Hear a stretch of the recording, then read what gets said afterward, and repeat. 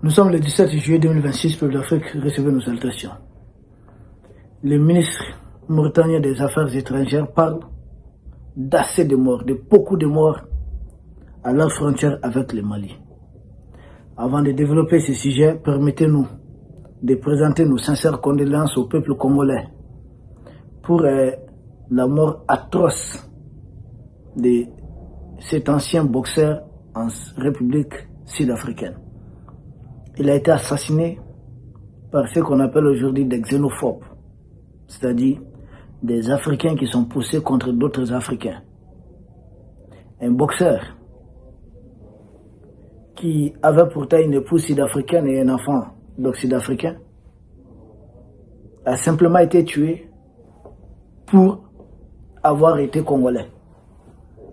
On les traite d'étrangers et puis qu'on maltraite nos populations en Europe, en Amérique, en Asie. Là, il y a débat. Mais en Afrique, ici, et pendant ce temps, l'Union africaine vient nous dire de n'importe quoi ici. Allez protéger au moins la vie de ces Africains en Afrique. C'est triste ce qui se passe. Nous condamnons c'est-à-dire rigoureusement ces crimes qui viennent d'être perpétrés. Je manque les mots nécessaires. Il a été sauvagement assassiné, brûlé vif. Brûlé vif. Pendant ce temps, je vois un Congolais derrière une page de M. Emmanuel Macron en train de nous insulter matin, midi, soir, en train de faire la propagande des mêmes impérialistes. Qu'est-ce qui arrive à l'Africain? Qu'est-ce qui arrive à l'Africain? On peut être aussi cruel avec son frère comme ça. Pourtant, à un moment, il y avait des militaires sud-africains au Congo. Ils disent, on va aider les pays. Mais vous ne pouvez même pas protéger les ressortissants. Et puis, ces xénophobes-là sont reçus par le président sud-africain. Ah ouais, maintenant, non. Gratuité de visa pour 30 pays. D'abord, protéger la vie des gens. Ça ne sert à rien de mettre fin à vos histoires d'accorder des trucs de 30 jours, 90 jours. Si c'est pour que les gens aillent se faire massacrer là-bas.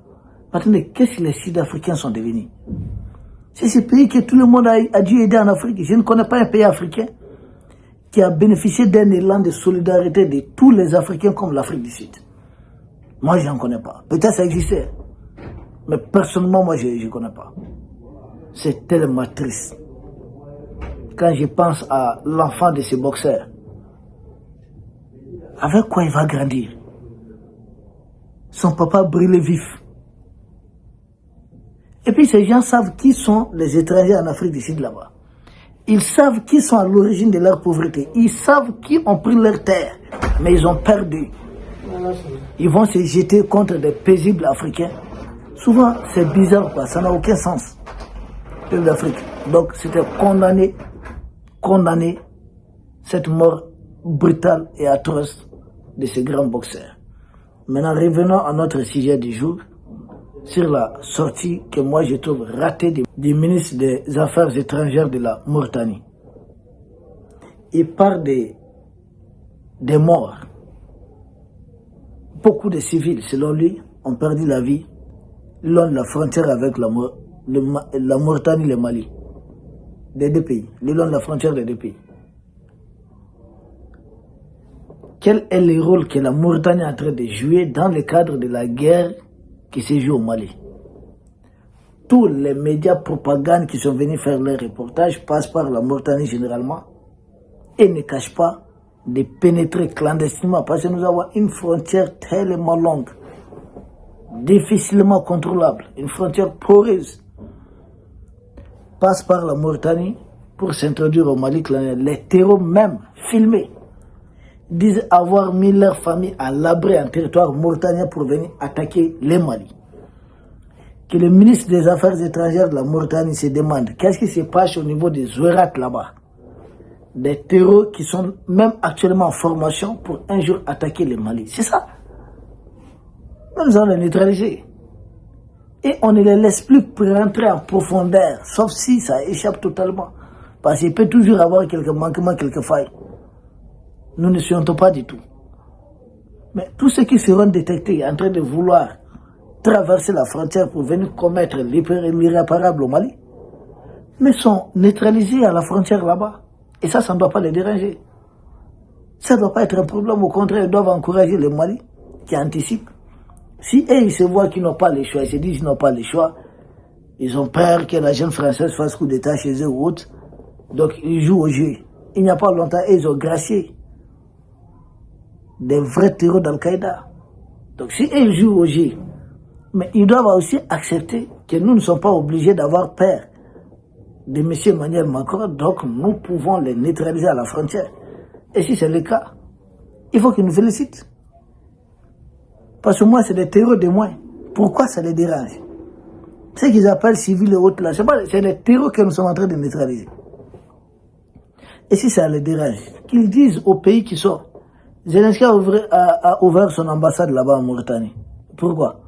C'est pour être un poste de commandement, un centre de commandement. Coordonner les opérations contre le Mali voisin. Parce que c'est Macron qui utilise Zelensky. On dit non, c'est l'Ukraine, c'est pas l'Ukraine, c'est Macron, c'est Emmanuel Macron. C'est pas Macron qui est le président de la coalition des volontaires là pour que la guerre en Ukraine ne prenne jamais fin. C'est pas Emmanuel Macron. Oh, c'est le même Macron qui est en train de nous agresser ici. C'est pas l'Ukraine. L'Ukraine là, on dit ça oui, mais qui utilise la main de l'Ukraine? C'est Emmanuel Macron qui est derrière. Aide à temps, et puis lui il détourne l'aide, il vient se jeter contre le Mali. Et la Mauritanie sert de base arrière à toutes ces opérations. Les terroristes sont formés là-bas, comme dans d'autres pays aussi, sont armés là-bas, ils font leur communication, et même dans leurs médias. Si les terroristes commettent des exactions au Mali, qu'est-ce qu'ils disent? Ils disent que c'est des cafres qui ont été tués. C'est ce qu'ils disent là-bas, non? Qui sont vos cafres? Vous êtes vraiment sérieux? Et c'est ce qu'ils font là-bas. Vous faites leur communication, leur propagande. Où est-ce qu'ils se soignent? Tous les terroristes blessés lors de la bataille de Memphis ont été soignés dans deux pays, en Algérie et puis en Mauritanie.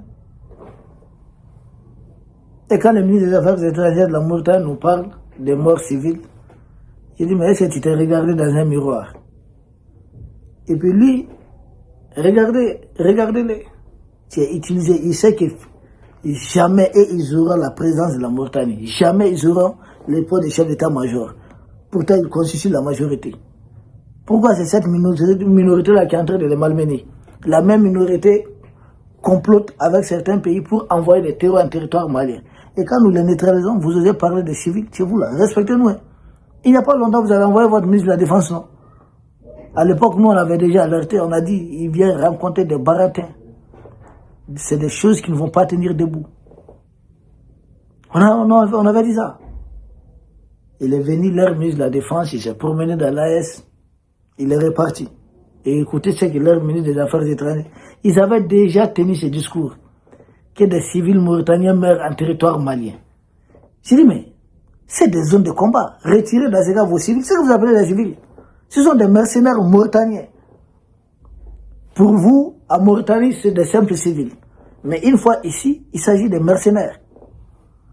Et ils sont neutralisés en pleine opération. Il y a combien de Mauritaniens ici à Bamako? Beaucoup. Dans des villes là, beaucoup. Ils sont nombreux. Est-ce qu'ils sont inquiétés? Non.